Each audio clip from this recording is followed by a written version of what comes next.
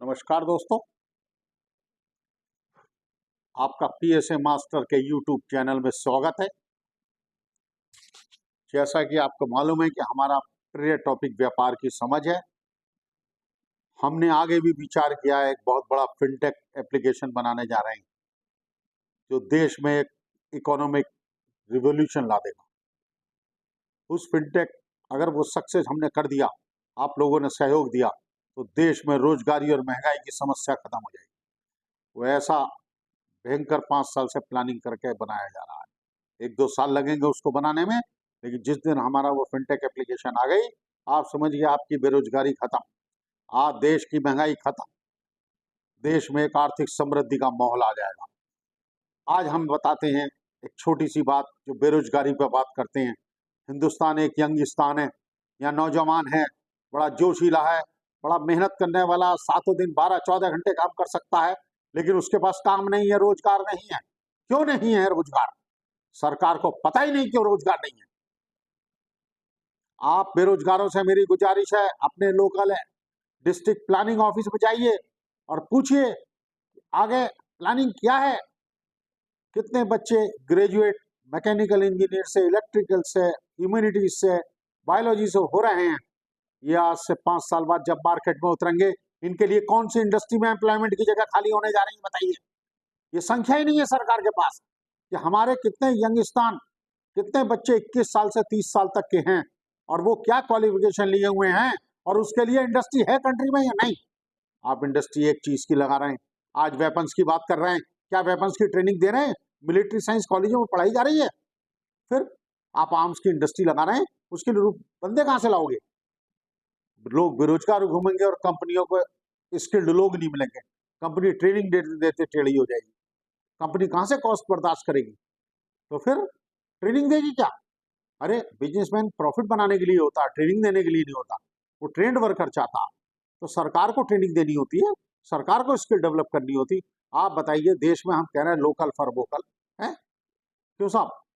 Vocal for local बड़ी अच्छी बात है साहब, हम भी स्वदेशी की करते हैं, लेकिन स्वदेशी में बनाने के लिए बताइए कौन सी स्वदेशी इंडस्ट्री जो हम चाइना से इंपोर्ट कर रहे हैं, उसको बीट करने के लिए कौन से कॉलेज हैं जहां वो शिक्षा दी जा रही है, वो स्किल ट्रेनिंग दी जा रही है, जिससे कि हमारे बच्चों को रोजगार मिले, हमारी कॉस्ट ऑफ प्रोडक्शन कॉम्पिटिटिव आ जाए इंटरनेशनल मार्केट में। तो जब भी आप अपने किसी एमएलए से, विधायक से, ग्राम प्रधान से मिलें, तो ये सवाल जरूर करें, कृपया अपने जिला स्तर का ये डाटा पता करें, कितने ग्रेजुएट हो रहे हैं अगले 3 सालों में। उन ग्रेजुएट के लिए हमारे डिस्ट्रिक्ट में रोजगार की क्या व्यवस्था है?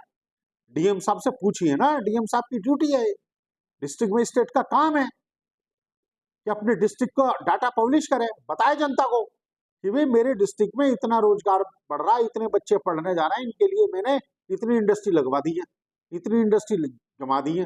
ह्यूमैनिटीज में पढ़ रहे हैं तो ह्यूमैनिटीज से रिलेटेड जो काम है, जैसे ज्योग्राफी है, हिस्ट्री है, इनके भी अलग अलग प्रोफेशन है। इसके लिए मैं रिसर्च इंस्टीट्यूट खुलवा रहा हूँ, यूनिवर्सिटीज खुलवा रहा हूँ अपने डिस्ट्रिक्ट में। आप पूछिए ना, सवाल तो करिए। आप सवाल ही नहीं करेंगे तो कौन आपको रोजगार देगा? तो रोजगार लेने के लिए आपको एक कदम आगे बढ़ाना पड़ेगा। सवाल करना होगा कि आज हम जो क्वालिफिकेशन लेने जा रहे हैं, इस क्वालिफिकेशन के बाद मेरे लिए कौन सा रोजगार उपलब्ध है बाजार में, सरकार ने क्या व्यवस्था करी है। उत्तर प्रदेश की सरकार, देश की सरकार, लोकल सरकार, सबसे पहले लोकल सरकार से बात कीजिए, लोकल डीएम से बात कीजिए, लोकल आप डिस्ट्रिक्ट प्लानिंग ऑफिसर से बात कीजिए, लोकल डिस्ट्रिक्ट इंडस्ट्री ऑफिसर से बात करिए। इंडस्ट्री ऑफिस में ऑफिसर काम ही नहीं करके देते, सैंक्शन नहीं करते इंडस्ट्री को। इंडस्ट्री लग जाती है, जीएसटी वाला रुला देता, इनकम टैक्स वाला रुला देता, डिस्ट्रिक्ट इंडस्ट्री ऑफिस वाला रुला देता, पॉल्यूशन वाला रुला देता, लेबर डिपार्टमेंट रुला देता। फिर इंडस्ट्री चलेगी नहीं तो रोजगार कैसे मिलेगा? आप सवाल कीजिए इन अफसरों से जाके कि आपने इंडस्ट्री को प्रमोट कराने में क्या काम किया है, कि आप इंडस्ट्री पे केवल डंडा चलाने के लिए हैं? तो इसलिए ये नौजवान को आगे आना पड़ेगा, नौजवान को समझना पड़ेगा। जब बड़े नहीं समझते तो बच्चों को सत्ता हाथ में लेनी होती है।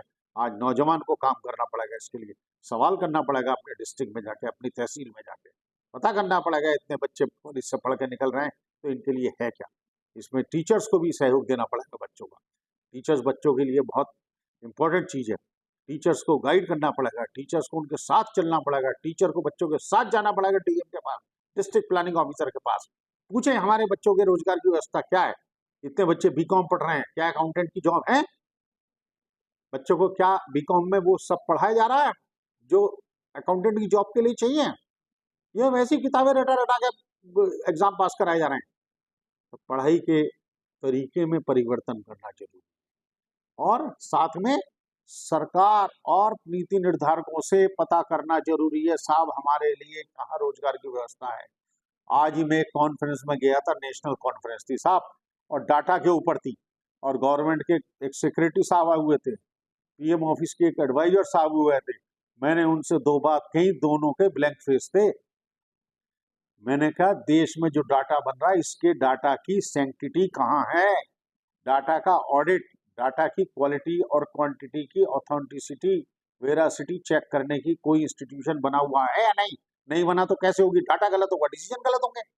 फिर एक सवाल मैंने सेक्रेटरी साहब से किया कि देश में जो हमारा युवा है, जो रोजगार के लिए क्या हमारे पास कोई डाटा जिसमें लगाओ ये युवा इस कार्य को करने में सक्षम है और इस कार्य की ये इंडस्ट्री, ये एम्प्लॉयमेंट मौजूद है, क्या इसका रिकंसिलेशन होता है? क्या इस डाटा का रिकंसिलेशन होता है?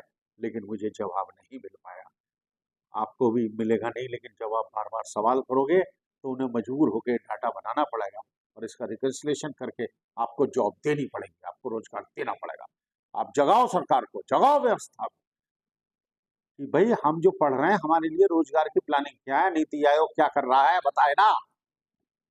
कितने बच्चे इंजीनियरिंग कॉलेज से निकल रहे हैं, कितने डॉक्टर निकल रहे हैं, इनकी व्यवस्था कहाँ है? कितने कॉलेज आप इंडस्ट्री लगा रहे हो एप्पल आईफोन की, तो एप्पल आईफोन में काम करने वाले बंदे कहां से लाओगे? ट्रेनिंग दी है कहीं? दे रहे हो?